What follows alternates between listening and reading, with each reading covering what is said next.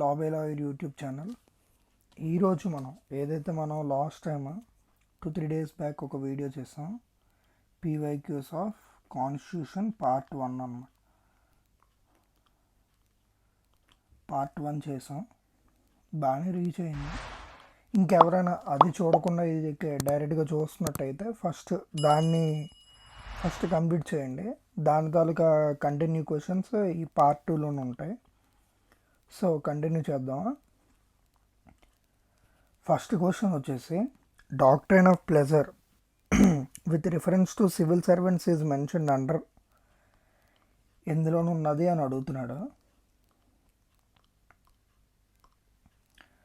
ఇప్పుడు మనం ఆర్టికల్స్ కంటిన్యూస్గా ఆర్టికల్స్ ఒకదాని తర్వాత ఒకటి తీసుకుంటూ వెళ్తే ఆర్టికల్ 310లో ఇక్కడ చూడండి ఏదైతే ఉందో pleasure of the president.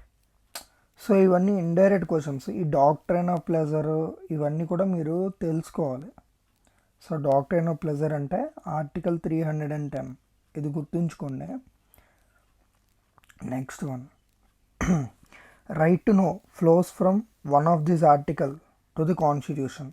Right to know అనేది ఇక్కడ చూడొచ్చు. రైట్ టు నో అనేది ఆర్టికల్ 19(1)A అనమాట. అంటే ఆర్టికల్ 19 అని పెట్టుకోవచ్చు. Next one, 23rd one, freedom of trade, commerce and intercourse through out the territory of India is mentioned under. Part 3 open చేయండి. అంటే మీరు ఇండెక్స్ ఉంటుంది కదా, ఇండెక్స్లోనే మీరు పార్ట్స్ కూడా ఉంటాయి వేరేగా. పార్ట్స్ ఇప్పుడు ఎలాగైతే మనకి ఐపీసీలో గట్రా చాప్టర్స్ ఉంటాయో ఇందులో పార్ట్స్ ఉంటాయి. ఒక్కొక్క పార్ట్ ఆ హెడ్డింగ్స్ ఏవైతే ఉన్నాయో అవి మీరు కొంచెం తెలుసుకోవాలన్నమాట ముందుగానే. సో పార్ట్ 13 అనమాట. 13లో 301 ఆన్సర్ వస్తుంది. నెక్స్ట్ క్వశ్చన్ చూసుకుంటే, it was held by the Supreme Court that the balance between fundamental rights and directive principles of state policy is the bedrock of the basic structure of the constitution in which case. Basic structure గురించి ఏ కేసులోని మనకు judgment వచ్చిందని అడుగుతున్నాడు. దీని answer Minerva Mills versus Union of India అనమాట. Next 25th one, KC Gajapati Narayan Deo versus state of Orissa is often quoted with reference to. ఇందులో ఆప్షన్స్లో చూసుకుంటే మనకి 4 డాక్ట్రైన్స్ ఇచ్చాడు. 4 డాక్ట్రైన్స్ కూడా చాలా ఇంపార్టెంట్. నేను ఒకదాని తర్వాత ఒకటి ఎక్స్ప్లెయిన్ చేస్తాను చూడండి.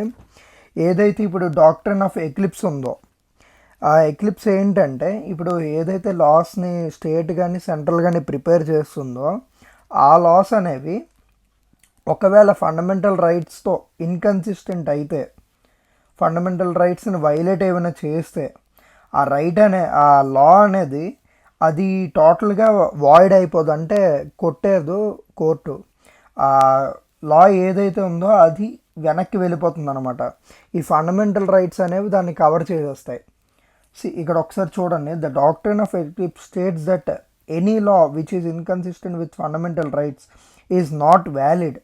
It is not totally dead, అంటే టోటల్గా అది రద్దు అయితే అయిపోద్దు, but overshadowed by the fundamental rights. The inconsistency అంటే కాన్ఫ్లిక్ట్ అనుకోండి, can be removed by constitutional amendment అనమాట. ఓకే, డాక్ట్రైన్ ఆఫ్ ఎక్లిప్స్ అయిపోయింది. సో మళ్ళీ ఒకసారి క్లియర్గా చెప్పాలంటే, laws are valid when they are made but become inconsistent with the constitution and are not void అనమాట.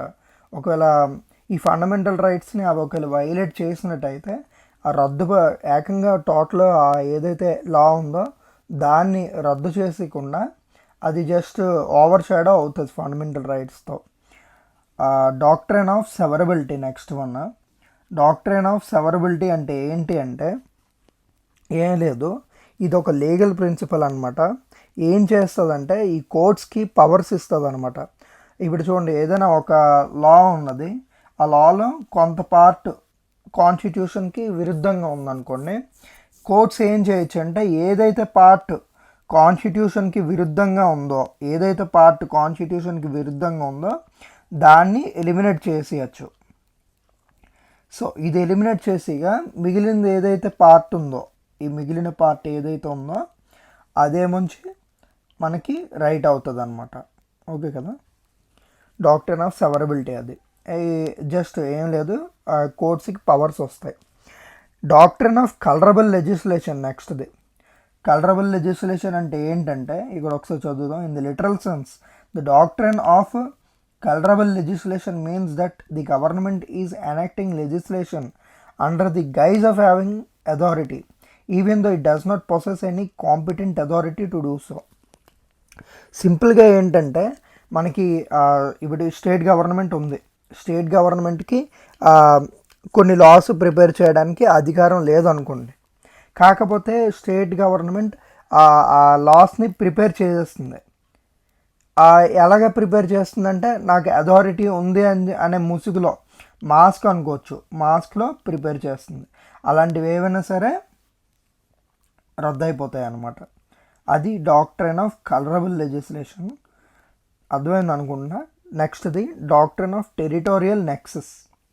Territorial nexus where it is, territorial nexus చూడండి. According to the doctrine of territorial nexus laws made by the state legislature are not applicable outside the state except when there is a sufficient nexus between the state and the object. ఇదేంటంటే మీకు territorial nexus, state laws state బయట applicable కావు. కాకపోతే unless there is sufficient connection అనమాట between స్టేట్కి కానీ ఏదైతే ఆ లాస్ ప్రిపేర్ చేస్తారో దాని తాలూకా ఆబ్జెక్ట్కి కానీ. ఇవి ఇంకా ఇండైరెక్ట్గా మాట్లాడుకోవచ్చు, ఇంకా డీటెయిల్గా కూడా మాట్లాడుకోవచ్చు. సో మనకి ఎగ్జామ్ పాయింట్ ఆఫ్ వ్యూలోని ఇది సఫిషియంట్ అనమాట. మీకు ఒకసారి ఇంకేమైనా డౌట్ ఉంటే మీరు గూగుల్లో సెర్చ్ చేయండి ఈ విధంగా. ఓకే, నెక్స్ట్ క్వశ్చన్కి వెళ్దాం. 26th one, Raja Rampal versus honourable speaker Lok Sabha deals with. ఏం లేదు, ఇది ఈ కేసులో ఏమైందంటే మనకి ఎంపీ ఉంటారు కదా, మెంబర్ ఆఫ్ పార్లమెంట్ని ఎక్స్పెల్ చేస్తారనమాట. ఎక్స్పల్షన్ జరిగింది. ఎక్స్పల్షన్ అంటే రిమూవ్ చేసేయడం. దాని మీద కేసు అయిందనమాట.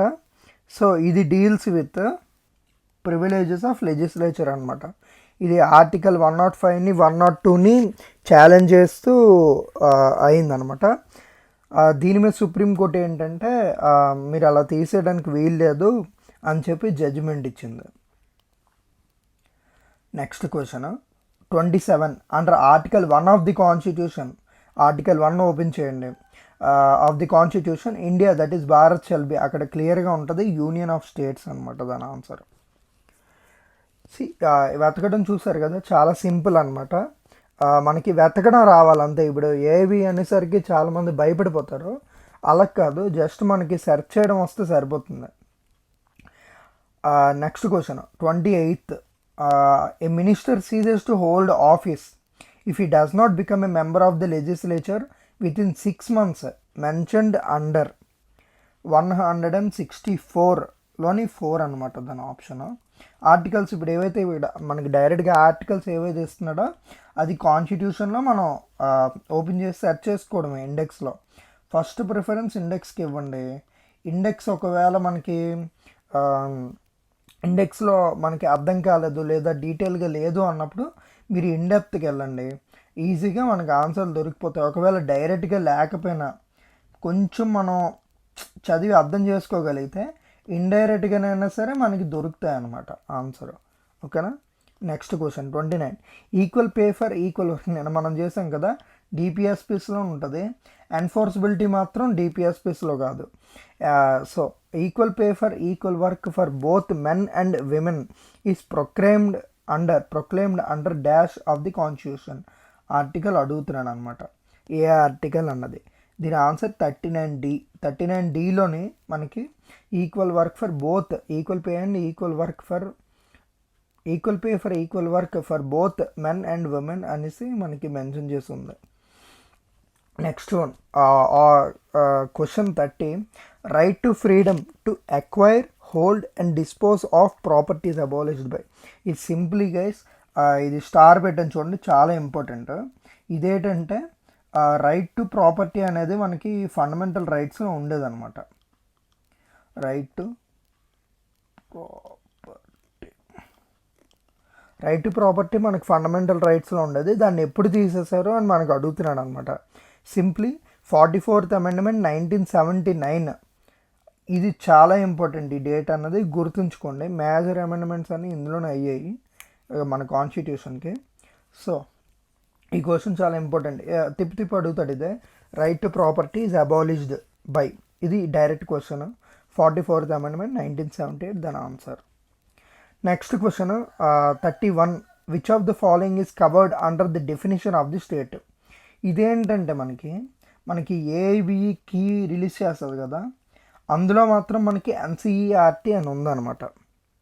ఇప్పుడు ఏదైతే మనకి కీ ఏబిఈ రిలీజ్ చేస్తుందో అందులో ఎన్సిఈఆర్టీ అని ఆన్సర్ ఉంది. కాకపోతే ఇక్కడ మనకి the Indian statistical institute ISI కూడా మనకి స్టేట్ డెఫినేషన్లోనే కవర్ అయిందనమాట. సో అది కూడా ఒకసారి చూసుకోండి. Next question number 32. The constitution of India has recognised the concept of tribunals as instruments of quasi judicial administrative adjudication under article. Same process చాలా simple. Articles ఏవైతే ఒకవేళ ఆర్టికల్స్ ఇస్తే ఆర్టికల్స్ ఓపెన్ చేసి సెర్చ్ చేస్తాం. ఆర్టికల్ 323A అండ్ ఆర్టికల్ 323Bలోనే ఉంటుంది అనమాట మనకి. Next 33. The question whether the fundamental rights can be amended under Article 368 came for consideration first time in. నిన్న మీకు లాస్ట్ వీడియోలోనే మీకు చెప్పాను, ప్రియాంబుల్కి సంబంధించి చాలా ప్రియాంబుల్ కానీ కాన్స్టిట్యూషన్ తాలూకు అమెండ్మెంట్కి సంబంధించి చాలా రచ్చ జరిగింది. సో అందులో ప్రజెంట్ ఏదైతే ఇప్పుడు ఆన్సర్ ఉందో దీని ఆన్సర్ వచ్చేసరికి Shankari Prasad versus Union of India.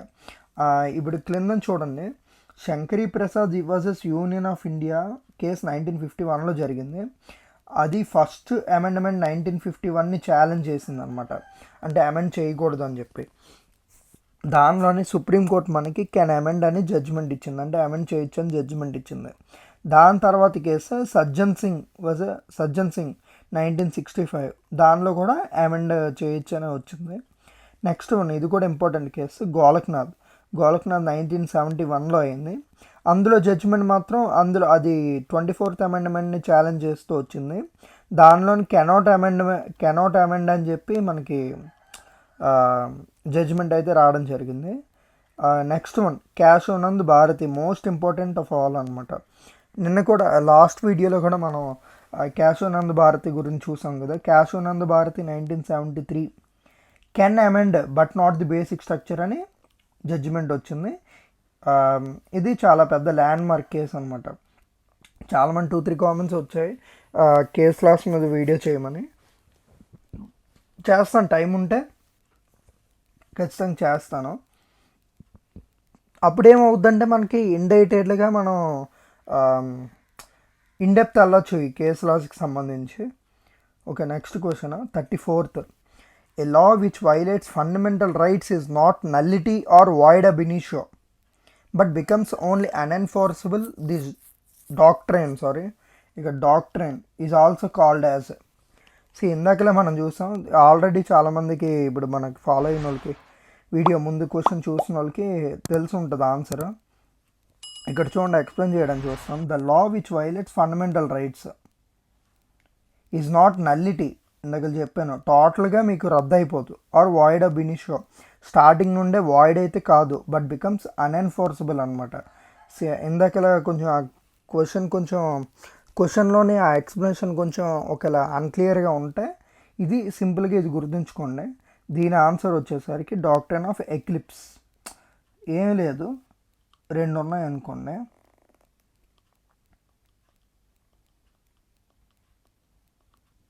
రెండు సర్కిల్స్ ఉన్నాయి, ఈ ఫండమెంటల్ రైట్స్, ఇది లా అనమాట. ఏదైతే మీకు ఎక్లిప్స్ ఇది టోటల్గా కవర్ చేస్తుంది అనమాట. ఒకవేళ ఇది ఫండమెంటల్ రైట్స్కి ఇప్పుడు చూడండి 2 ఉన్నాయి, ఇది ఫండమెంటల్ రైట్స్ అనుకోండి. ఈ లా అనేది ఫండమెంటల్ రైట్స్కి ఎగెయిన్స్ట్ కానంత వరకు ఓకే వ్యాలిడ్లోనే ఉంటుంది. ఒకవేళ ఫండమెంటల్ రైట్స్కి ఎగెయిన్స్ట్ అయింది అంటే ఫండమెంటల్ రైట్స్ వచ్చి దీన్ని క్లోజ్ చేస్తుంది. ఎక్లిప్స్ అని తెలుసు కదా మీకు, గ్రానం అలాగనమాట. ఓకేనా. కాన్స్టిట్యూషన్ ఒకవేళ మనకి అమెండ్మెంట్ ద్వారా ఒకవేళ ఏమైనా ఈ లాలో చేంజెస్ చేసి ఒకవేళ ఇది ఫండమెంటల్ రైట్స్కి ఎగెయిన్స్ట్ అవ్వకపోతే మళ్ళీ ఇది లా యాజ్ ఇట్ ఈస్ మనకు ఉంటుంది, ఫండమెంటల్ రైట్స్ పక్కకు జరిగిపోద్ది అనమాట, కవర్ చేసేస్తుంది బేసిక్గా. Next one, question number 35. Equality of opportunity admits discrimination with reasons. It is observed by apex court అంటే సుప్రీంకోర్ట్. మనకి సుప్రీంకోర్ట్ ఈ 35th క్వశ్చన్లోనే దీని answer first state of Kerala versus NM Thomas అనమాట. ఇందులో ఏమైంది అంటే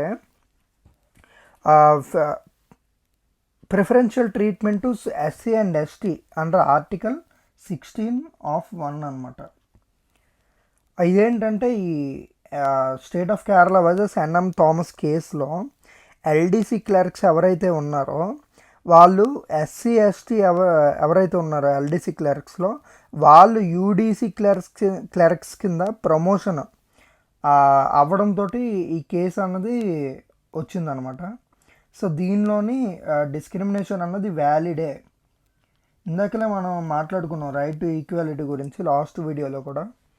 సో అదనమాట, డిస్క్రిమినేషన్ అన్నది విత్ రీజన్స్ వ్యాలిడ్ అని చెప్పి సుప్రీంకోర్టు జడ్జిమెంట్ ఇచ్చింది. Next one 36th one, the Sampoorna Grameen Rozgar Yojana అంటే universal rural and employment programme was launched in 2001 and implemented through. Simple guys, ఇది మీరు మైండ్ పెడితే సరిపోతుంది.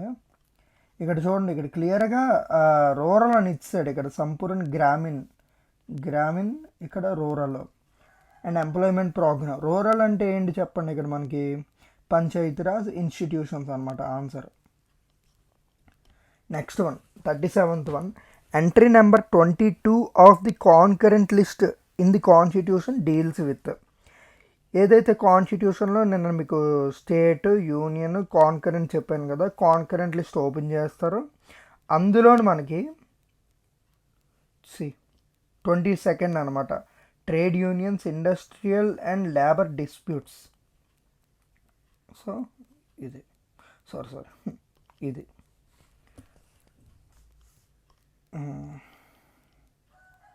ఓకేనా. Next one 38th one, which article under the constitution of India talks about the participation of workers in the management of industries. 43A. Simple, ఇది మొత్తం ఈ articles ఇంక ఇచ్చాడంటే మీరు కాన్స్టిట్యూషన్లో ఆర్టికల్స్ ఒక్కొక్కటి చెక్ చేసుకుంటూ వెళ్తే మీకు రైట్ ఆన్సర్ దొరుకుతుంది. 39 సెల్వీస్ డాటర్. నిన్న మా లాస్ట్ వీడియోలో మనం Selvi and others versus state of Karnataka చూసాం కదా, దాందేనమాట ఇది. 2010లోనే ఈ case 2010. Facts of the case ఎలాగున్నాయి. సెల్వీస్ డాటర్, ఒక్క సెకండ్, సెల్వీస్ డాటర్ కవిత సెల్వీ యొక్క daughter had married to Shivakumar and Kavitha got married అనమాట. కాకపోతే శివకుమార్ డిఫరెంట్ క్యాస్ట్, వేరే caste, against the wishes of her family. సెల్వీకి ఇష్టం లేదనమాట మ్యారేజ్. సెల్వీ అండ్ వాళ్ళ హస్బెండ్ అండ్ కవిత వాళ్ళ పేరెంట్స్కి ఇష్టం లేదు. Shivakumar was brutally killed in 2004. ఆటోమేటిక్గా ఇప్పుడు శివకుమార్ అన్నది అతను చనిపోయాడు అంటే డౌట్ ఎవరి మీద వస్తుంది, సెల్వీ మీదే వస్తుంది, బికాస్ వాళ్ళకి ఇష్టం లేదు కాబట్టి. So Shivakumar was brutally killed in 2004 and Selvi and 2 others became the suspects. Selvi and remaining family members ఎవరైతే ఉన్నారో all suspects అయ్యారు. Since the prosecution case depended entirely on circumstantial evidence మీద డిపెండ్ అయ్యి ఉంది కాబట్టి ఇట్ సాట్ ది ఎవరైతే prosecution ఉన్నారో state తరఫున వాళ్ళేముంచి it sought the court permission to conduct polygraph and brain mapping tests అనమాట. ఇప్పుడు ఏవైతే మనం సినిమాల్లో చూస్తాం నార్కో టెస్టులు చేస్తారు కదా, నార్కో టెస్ట్లు ఏవైతే చేస్తారో దాని గురించి పర్మిషన్ తీసుకున్నారు. ఈ పాలిగ్రాఫ్ టెస్ట్ ఉంటాయి కదా, మీకు గ్రాఫ్ వస్తుంది, అలాంటివన్నీ అనమాట. మ్యాపింగ్ టెస్ట్ ఆన్ 3 persons, ఈ అదర్స్లో 3 ఉన్నారు. The court granted permission and the tests were conducted. Court అన్నది వాళ్ళు ఇచ్చిన అదే అపీల్కి కోర్టు పర్మిషన్ గ్రాంట్ చేసింది, టెస్ట్స్ కూడా కండక్ట్ అయ్యాయి. And the results of the polygraph science of deception అనమాట. అంటే కొద్దిగా డౌట్ వచ్చింది అనమాట. ద ప్రాసిక్యూషన్ మళ్ళీ అప్పుడు ఏం చేసింది, ప్రాసిక్యూషన్ అన్నది కోర్ట్ పర్మిషన్ తీసుకుంది దేనికి, వీళ్ళు 3 మీద నార్కో అనాలిసిస్ చేయాలి అని. Polygraph test, brain mapping test చేశారు, దానిలో వీళ్ళకి ఇంకా డౌట్ రైజ్ అయింది. దానివల్ల వీళ్ళు నార్కో అంటే తెలుసు కదా మీకు, కొన్ని డ్రగ్స్ ఏవో ఇచ్చి చేస్తారు, దాని గురించి కోర్టుకి పర్మిషన్ అడిగిందనమాట. అడిగితే the magistrate directed the 3 to undergo narco analysis. వీళ్ళు 3 మీద నార్కో టెస్టులు చేయండి అని చెప్పి మెజిస్ట్రేట్ ఎవరైతే ఉన్నారో ఆయన పర్మిషన్ ఇచ్చారు. All of them challenged the decision. ఈ 3 కూడా ఈ కర్ణాటక హైకోర్టు ఏదైతే ఈ మెజిస్ట్రేట్ ఎవరైతే ఉన్నారో వాళ్ళు ఇచ్చిన పర్మిషన్ ఏదైతే ఇచ్చారో దాని మీద ఛాలెంజ్ చేశారనమాట కర్ణాటక హైకోర్టులో. కాకపోతే కర్ణాటక హైకోర్టు కూడా దాన్ని కేసుని కొట్టేసింది. అప్పుడు they went in appeal to the సుప్రీంకోర్టుకి అప్రోచ్ అయ్యారు. కోర్టు ఏం చెప్పింది అంటే, compulsory brain mapping and polygraph test and narco analysis were in the violation of articles 20(3) and 21 of the constitution. So ఈ 20లో 3 and article 20 of 3 and 21 of the కాన్స్టిట్యూషన్లో అది violate అయ్యిందని చెప్పి మనకి కోర్టులో ఇది వచ్చింది. అప్పటి నుండి కూడా ఎవరి మీద అయితే ఈ నార్కో టెస్టులు చేయాలనుకుంటున్నారో వాళ్ళ మీద వాళ్ళ కన్సెంట్ ఖచ్చితంగా కావాల్సి వచ్చింది అనమాట. Next one, according to last question ఈ రోజుకి, ఇంకా బోల్డ్ క్వశ్చన్స్ ఉన్నాయి. According to Article 71, disputes arising in connection with the elections of the president or vice president to be enquired into and decided by. Simply article 71 అనమాట. Article 71లో క్లియర్గా mention చేశాడు, matters relating to or connected with the election of a president or vice president. కాన్స్టిట్యూషన్లో కూడా ఈ elections అని చెప్పి వేరేగా ఒక పార్ట్ ఉంది, చాప్టర్ ఉంది. అది ఓపెన్ చేస్తే మీకు ఎలక్షన్స్ మీద రిలేటెడ్ అన్ని సెక్షన్స్ కూడా ఉంటాయి, ఆర్టికల్స్ కూడా ఉంటాయి అన్నమాట. సో ఇక్కడ మనకి సుప్రీంకోర్టు క్లియర్గా ఇచ్చాడు, ఇక్కడ సుప్రీంకోర్టు అనమాట. సో ఈరోజుకి ఇంతే. ఇంకా క్వశ్చన్స్ ఉన్నాయి, పార్ట్ 3 పార్ట్ 4 కూడా వస్తాయి కాన్స్టిట్యూషన్ మీద, పార్ట్ 4 పార్ట్ 5 కూడా రావచ్చు. సో మీరు సబ్స్క్రైబ్ చేసుకోండి ఛానల్, ఒకవేళ కొత్తగా చూస్తున్నట్టయితే లైక్ చేయండి, షేర్ చేయండి. ఏమైనా డౌట్లు ఉన్నా కానీ, మీకు ఇంకేమైనా టాపిక్ రిలేటెడ్ మీకు ఏమైనా క్వశ్చన్ మార్క్స్ ఏమైనా ఉన్నా కానీ మీరు నాకు కామెంట్ సెక్షన్లో అడగండి. నేను ఖచ్చితంగా మీకు ఏంటంటారో నేను మీకు రిప్లై ఇస్తాను, ఆన్సర్ ఇవ్వడానికి ట్రై చేస్తాను. నెక్స్ట్ వన్ ఏంటంటే, మన అబౌట్ సెక్షన్లో మా ఇన్స్టాగ్రామ్ తాలూకా లింక్ ఉంటుంది, దాంతో కూడా ఇన్స్టాగ్రామ్ని ఫాలో అవ్వండి. ఒకవేళ కొత్తగా వీడియో పెడితే అందులో ఖచ్చితంగా పోస్ట్ చేస్తాను. నెక్స్ట్ వన్ ఏంటంటే, బెల్ ఐకాన్ని సబ్స్క్రైబ్ చేసుకున్నాక బెల్ ఐకాన్ని కూడా యాక్టివేట్ చేసుకోండి, సో దట్ నేను ఎప్పుడు కొత్త వీడియోలు పెట్టినా సరే మీకు నోటిఫికేషన్ వస్తాయి.